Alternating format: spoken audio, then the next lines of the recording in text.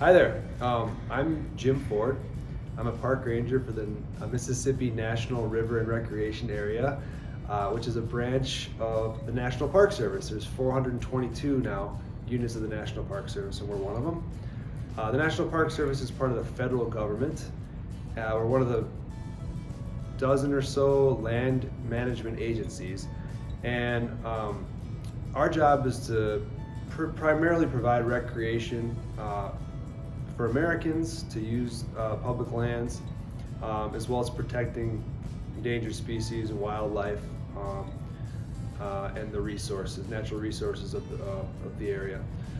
So our service manages land. Some of the places you might have heard of: the Grand Canyon, Yellowstone, the Mississippi River, big, beautiful, grand places, and also places with national historical significance, like Martin Luther King's birthplace, the Statue of Liberty, and many other places.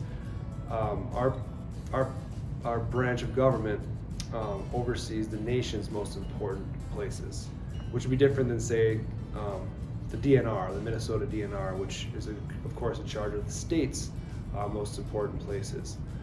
So we do it federally.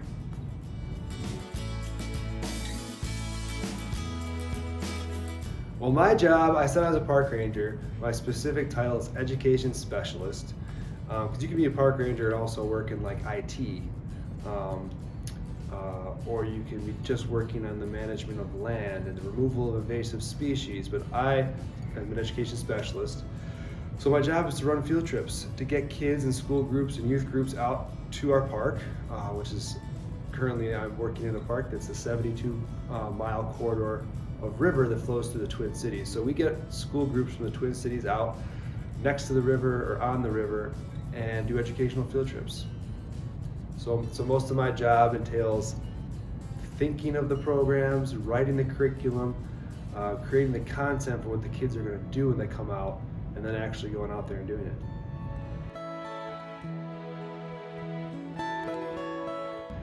Being out there in real time in the outdoors, which was the place I want to be at all times, as much as I can, out on the river next to the resource, we call it, the resource being the river, and try to engage youth with it.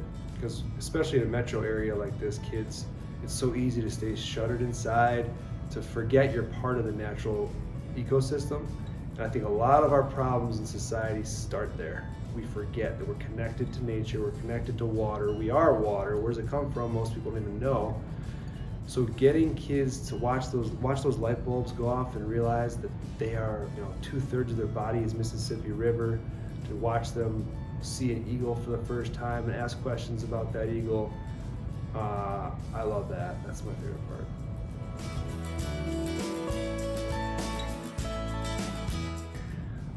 The most challenging is the hard stuff. That's the office work. It's the paperwork. It's some of the meetings you have to sit through. Oh, that's it's like in school. It's the homework. It's doing the heavy lifting. But without that, then the experiences can't happen. So I know it's part of it. You have to do it. But it's not my favorite part. I went to college at the University of Wisconsin, and I was a conservation biology major, and I really didn't know what I wanted to major in. I just knew I wanted to get out of the city and see a beautiful place. And so I had the opportunity to go to Costa Rica for a semester abroad. And then after college, I didn't know if I wanted to go into teaching right away. I was interested in education, or go into more of the sciences, the hard sciences, or be out in the field and be a field biologist and study wildlife or something very specific. So I kind of went in the middle, and I taught at an outdoor education center, which you don't need a teaching certificate for. You can do it right out of college. So you're working with kids, but you don't need to go pay a bunch of money to get your teaching certificate.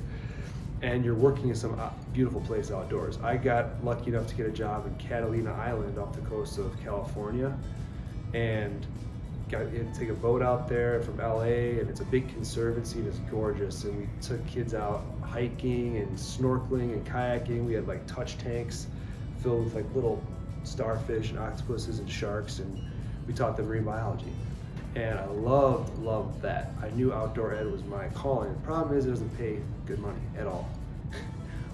So, you get older and you need stuff and you need apartments and you have kids and families and you need money. So I realized I can't just be making this salary my whole life. So I decided to become a teacher, and I kind of just jumped right into it. And I did, again, I always want to cut corners. I don't want to pay for a degree and have to pay it back and take out loans. So you got to look at these programs. There's lots of stuff out there. There's one called Teach for America, where you can go and teach in a school that has struggling test scores and maybe needs some extra resources. If you go and teach in that school and do a good job, they'll pay for your teaching certificate, which is thousands and thousands of dollars, if you teach there for 2 years. So I ended up doing that in my hometown of Chicago for 3 years, on the west side of Chicago. Great little school, and it was quite an experience. It was probably one of the hardest things I've ever done, because I didn't know how to classroom teach, and I was learning how to do it at the same time as doing it in a pretty challenging environment. But it was a fantastic experience. I still talk to a lot of the high school kids I worked with years ago. Now they have kids and stuff of their own. And so after teaching in Chicago, I got married and had a kid. We moved up to Minnesota, and I also wanted to keep teaching, so I got a job teaching at the Juvenile Detention Center up here, a school within the jail, the Juvenile Detention Center. And I really liked that. I really like working with small groups of kids. We'd have, sometimes there would only be 10 kids in my class, 5 kids in my class, and we could really get into the nitty gritty. I taught biology, but we talked about all sorts of stuff in his life. And my goal was to, again, connect them to the natural world. So I started a school garden, got them out of the cells. They had to work their way and get good behavior to get out. And we started this giant school garden, and kids who didn't ever do any work out of books and could care less were like, they were like master gardeners. They were so engaged. And I realized this is what I need to be doing more of, this hands-on teaching instead of the classroom teaching fit better for me. And so luckily a job opened up for education specialist here at the park, and I had the experience working with Metro youth in high schools. I had the biology experience, and they also wanted someone who knew how to stern a big canoe and do work on the river. And I'd been for years a river guide, so I'd also done that on the side here and there when I was teaching. So it was one of those things where it all lined up. They were looking for something very specific for this job, someone to work with kids on a river, and I had all those things in the experience, and I was able to land the job.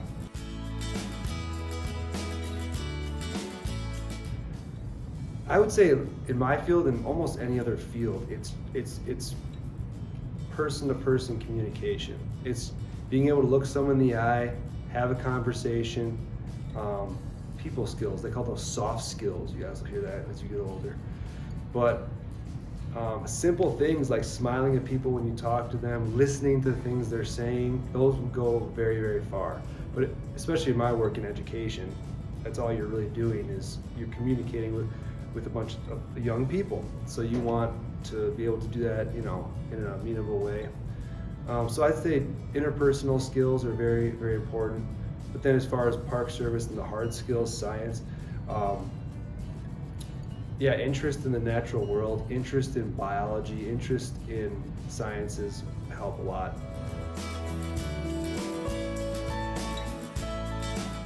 Well, I would say get involved in some sort of volunteer group, or it's just baby steps. So if you have no exposure to this stuff, if you're not an outdoorsy person, but you're interested in it, go volunteer with the group. See, most people never make that first step. Most people are they think of it, I'll do it later, or maybe someday. But that's not how life works. You actually have to go and get up and go do it. And the more you do that, those things build on each other. So if you volunteer at the Minnesota Zoo, and if you reach out to email someone or call someone and you don't get a call back right away, don't just think it's over. You have to keep knocking on the door, keep calling, keep emailing, and be relentless like that. And that's how, because people do that to me, young people. And I might miss their email, I might miss their call, but if they call back 2 or 3 times, I'm like, oh, this person's, they must have something there, some passion. So, so I get involved in anything like that at this age. you could. And there's lots of groups out there. Look to Wilderness Inquiries websites, and there are links to different organizations. The Mississippi Watershed Management Organization, MWMO. Park Service has a lot of resources, the Minnesota DNR. And get out there and volunteer, find a youth group, find an outdoor club, start there. Get involved in some sort of volunteer group, or it's just baby steps. So if you have no exposure to this stuff, if you're not an outdoorsy person, but you're interested in it, go volunteer with the group. See, most people never make that first step. Most people are just, they think of it, I'll do it later, or maybe someday. But that's not how life works. You actually have to go and get up and go do it. And the more you do that, those things build on each other. So if you volunteer at the Minnesota Zoo, and if you reach out to email someone or call someone and you don't get a call back right away, don't just think it's over. You have to keep knocking on the door, keep calling, keep emailing, and be relentless like that. And that's how, because people do that to me, young people. And I might miss their email, I might miss their call, but if they call back 2 or 3 times, I'm like, oh, this person's, they must have something there, some passion. So just be relentless and be passionate about what you do. So if you're not into the outdoors, don't go in it. Just if you're passionate about art, really go after something in the arts. You guys are gonna blink your eyes before you know it. You're gonna be my age, seriously. And the sooner you start thinking about, man, what do I really want to do? What do I really love doing? Just start doing that and just go, and then doors will open up for you.